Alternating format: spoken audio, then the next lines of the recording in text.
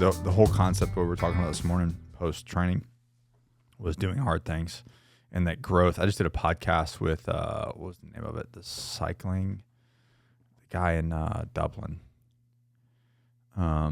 cycling podcast, something in Dublin. Anyways, but we were talking about doing hard things, and growth is on the fringe. If you look at any type of growth at all whatsoever, physical, mental, spiritually, whatever, you have to get uncomfortable. If you stay in your little circle or your little comfort zone, you're going to be there forever. All growth happens on the fringe. So like if you look at,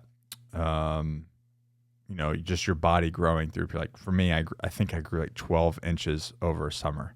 So, you've seen my scars. Mm-hmm. I literally remember laying there and like aching. My hips would ache because they were growing so fast over this period of summer when I was like 10 or 11 years old.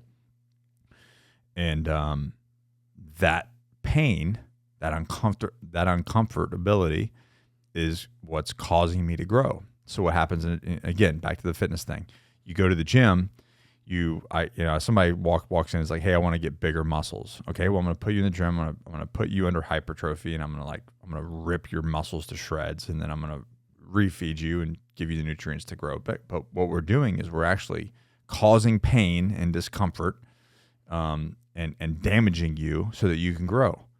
Well, that's in anything, whether it be public speaking, starting a business. I mean, I don't know, whatever it is, whatever you come up with, you know what I mean? Jumping out of a plane. Anytime that you want to grow or you want to move the needle or do more, you're going to have to get uncomfortable, because all of growth happens on the fringe, happens on the edges, and you have to push those. And every time you do a little bit more, you push and you get a little bit further, and then that becomes your level. And then you just have to keep going that way. And it gets easier, but then you make it harder for yourself because you're constantly trying to grow. And I think you can even see it, especially with people who've done a lot in their life. Mm-hmm. There's constant change and evolving of the things and the definitions of what they were seeing as success and what it took to get there. Yeah. Right? I think that's the biggest thing, is that whenever you figure out what it is that you want to do, you need to start assessing that goal.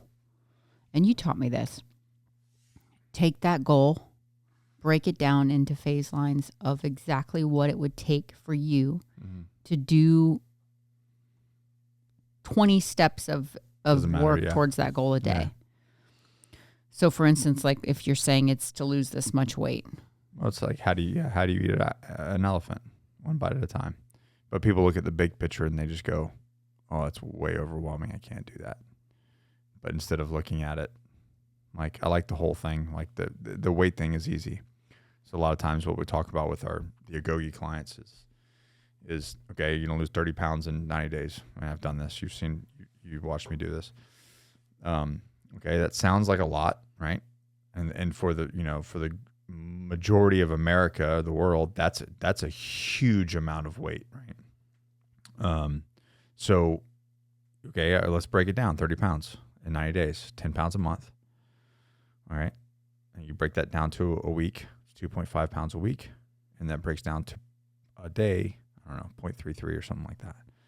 It's not that much. Mm-hmm. Like I can build a routine in my day to hit weight loss of point something a pound. Yeah. You know what I mean? Which I think just it is. Bring it up. Yeah.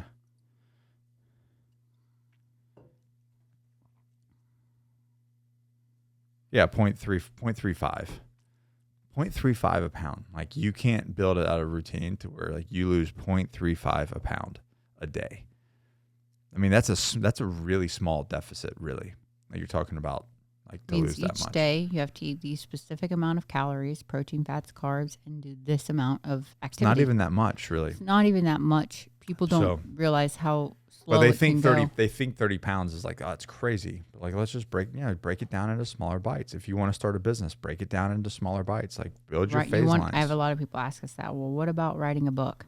Same thing. I said same thing. Like I had to actually sit down and make a goal of the date that I wanted to be done, and then back plan. I had to go, okay, I really want my book to be finished by this date. You executed that plan exactly. Yeah.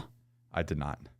But even so, like, things come up But it depends on like how bad do you want it. I went through and broke down as much as I possibly could into, okay, this week I'm going to work on my book this much. This week I'm going to work on my book this much, whatever it may be.